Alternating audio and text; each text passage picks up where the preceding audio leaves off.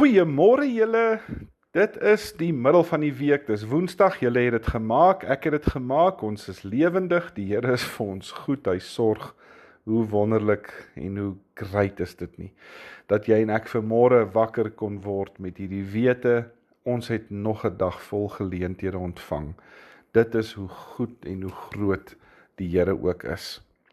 Ek wil vanoggend lees en ek gaan saam met julle uit Romeine 15 lees. Is een van die verse wat ons jonk en vroeg al in ons gesin, in ons koppe gememoriseer het, en dis vers 13. Mag God, die bron van hoop, julle deur julle geloof met alle vreugde en vrede vervul, sodat julle hoop al hoe sterker kan word, deur die krag van die Heilige Gees. Is dit nie 'n pragtige vers nie? God word hier gesê, hy is die bron van hoop. En dan sê hy in Paulus, en mag hierdie bron van hoop julle so vervul, dat julle hoop al hoe sterker sal word. Dis eintlik nog 'n vraag vanmôre, nê? Wat is hoop?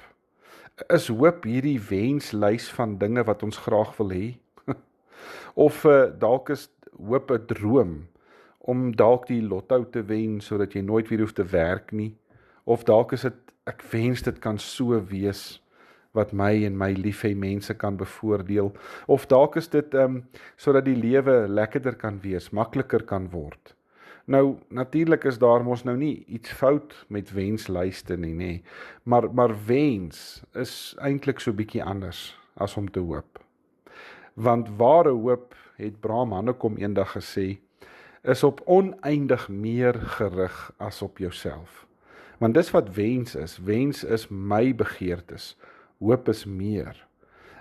Ware hoop gaan altyd oor 'n groter prentjie.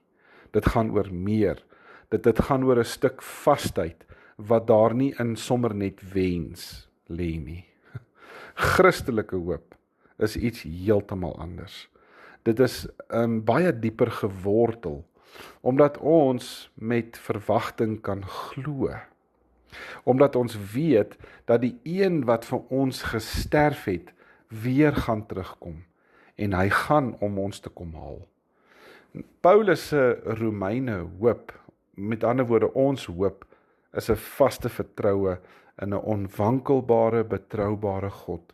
Dis die soort hoop wat elke dag met vertroue ingaan, in die wete dat die Here leef, en ek en jy saam met hom.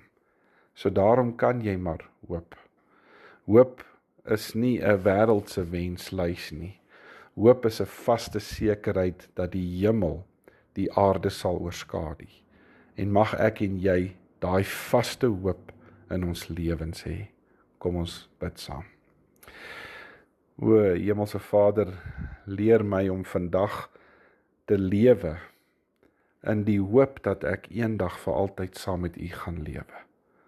En mag ek dit doen tot eer en verheerliking van Jesus Christus, my Here. Amen. Dankie julle. Julle moet 'n mooi middel van die week dag hê. Geniet dit, gaan lewe die volheid van die vreugde van Christus, en mag die Heilige Gees die hoop in jou vul. Ons praat môre weer. Totsiens.